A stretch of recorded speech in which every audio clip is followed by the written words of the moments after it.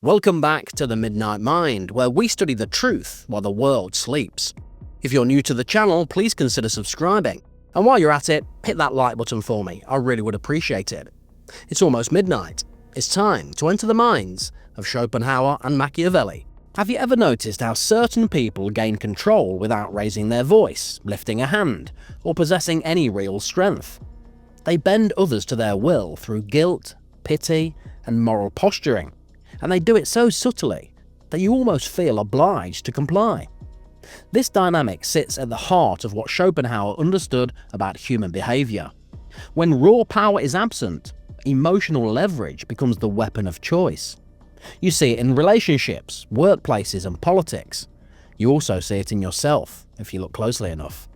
Schopenhauer believed that the will governs all human action, and when someone lacks physical or social leverage, their will doesn't disappear, it reshapes itself. It reaches for new tools that bypass strength entirely. Emotional weapons become their strategy, and these weapons aim straight at your conscience. They exploit your desire to be decent, fair, or compassionate. They make you second-guess your own boundaries, and they do it while maintaining a clean appearance. The manipulation works because it hides behind virtue. One of Schopenhauer's sharpest observations was that pity can be turned into a form of domination. At first glance, it sounds counterintuitive. Pity looks like weakness, not strength. But in practice, pity becomes a moral leash. When someone positions themselves as the wounded party, every refusal looks cruel. Every boundary becomes an attack. You end up surrendering simply to avoid feeling heartless. The manipulator never needs to state their demands directly. They create a scenario where you supply the concessions willingly. This tactic thrives because modern people want to see themselves as good. Contemporary culture reinforces this need constantly, pushing the idea that compassion is the highest virtue. Anyone who violates this unspoken rule risks social judgment. Manipulators know this. They shape their behavior around it. They exaggerate their suffering, highlight every slight, and broadcast their helplessness because the environment rewards it. The performance may be subtle or theatrical, but the goal remains the same: control others without appearing responsible for the outcome. Schopenhauer warned that guilt is one of the most efficient tools for bending another person's will. Guilt reaches deeper than fear because it makes you police yourself. When someone plants guilt in your mind, you start doing their work for them. You question your choices, reinterpret your motives, and sometimes apologize for actions that were entirely reasonable. The manipulator understands that guilt doesn't need proof, it only needs suggestion. A raised eyebrow, a sigh, or a pointed reminder can be enough to steer your behavior. Think about people who speak in moral certainties. They claim the ethical high ground and use it to shut down any resistance.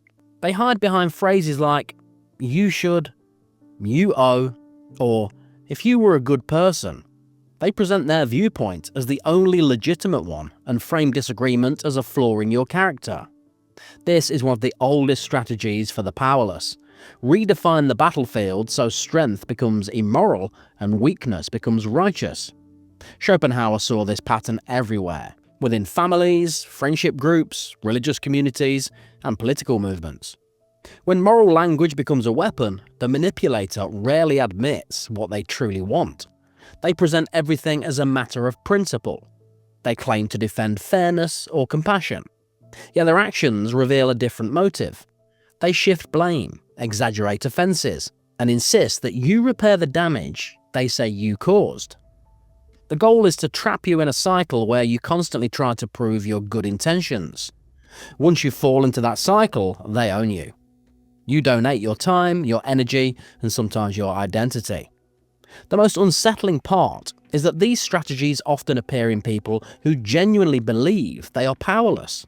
They don't view themselves as manipulators. They see themselves as victims, even as they exert tight psychological control over others. Schopenhauer understood that self-deception fuels many forms of domination. People convince themselves that their demands are reasonable, their emotions justified, and their moral judgments righteous. The manipulation works better when they believe their own story. Sincerity becomes a shield that hides the underlying tactics. You've likely encountered this dynamic. Someone who always has a crisis, always needs help, always reminds you how much you mean to them. They express gratitude, but there's a subtle undertone that keeps you locked into the role they've assigned for you. Their dependence becomes your responsibility. If you step back, they interpret it as betrayal. If you try to set boundaries, they escalate their desperation. This pattern isn't accidental. It's a way to gain power by making you the caretaker of their emotional world. Schopenhauer's view of the will helps explain why these tactics are so persistent. The will pushes every individual toward their desires, and when direct methods fail, indirect methods emerge. Weakness doesn't cancel will, it forces the will to adapt. Emotional manipulation becomes the strategy of someone who feels entitled to a certain result, but lacks the strength to pursue it openly. The techniques vary: guilt, victimhood, selective helplessness, moral accusation. But the structure is always the same. Shift the burden from themselves onto you. You can see this in group dynamics as well. Entire communities sometimes adopt a collective posture of fragility to secure influence. They present their sensitivities as sacred, and their discomfort as morally binding on everyone else. Schopenhauer would say this reflects the same principle at scale. Those who lack force compensate with moral pressure. They appeal to conscience, not reason. They demand protection from offense and insist that others modify their behavior endlessly. Compliance becomes a badge of virtue, and resistance becomes a mark of cruelty.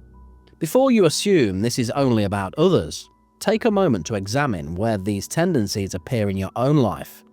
Everyone uses indirect influence at some point. Everyone has moments where they hide their desires behind moral language or emotional narratives. The question is not whether the pattern exists, but how aware you are of it. Schopenhauer's philosophy forces you to confront the parts of yourself that seek advantage through subtle means. The manipulator within you is quiet but persistent, and ignoring it gives it more power.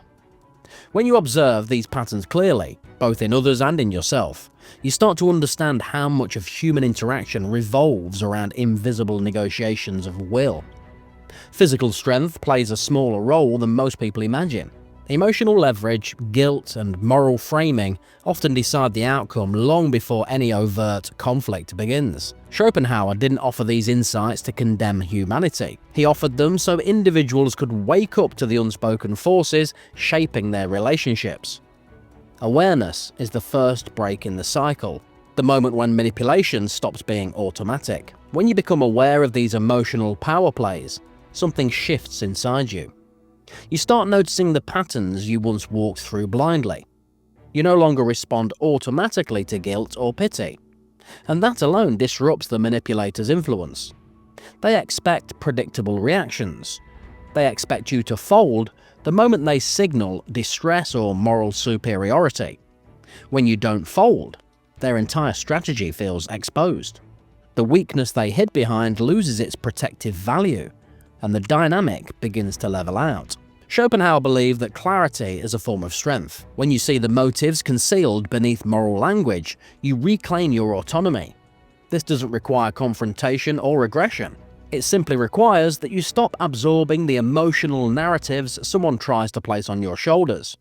The moment you decline responsibility for their feelings, their leverage breaks. They can't force you to feel guilt you don't accept, and they cannot rely on an identity built around your compliance. Many manipulators respond with escalation once their tactics stop working. They increase their displays of pain, intensify their accusations, or insist that you've changed for the worse. They frame your clarity as selfishness and your boundaries as cruelty. This reaction reveals the truth they never intended to show. The relationship was never built on mutual respect. It was built on extraction. They needed you more than they appreciated you, and now that you no longer play the role they assigned, the mask slips. Schopenhauer's understanding of human will explains this escalation. When someone depends on indirect power, the loss of influence feels like annihilation. They believe they're losing their identity because their identity was fused with control. They cling to their tactics not out of malice, but out of desperation.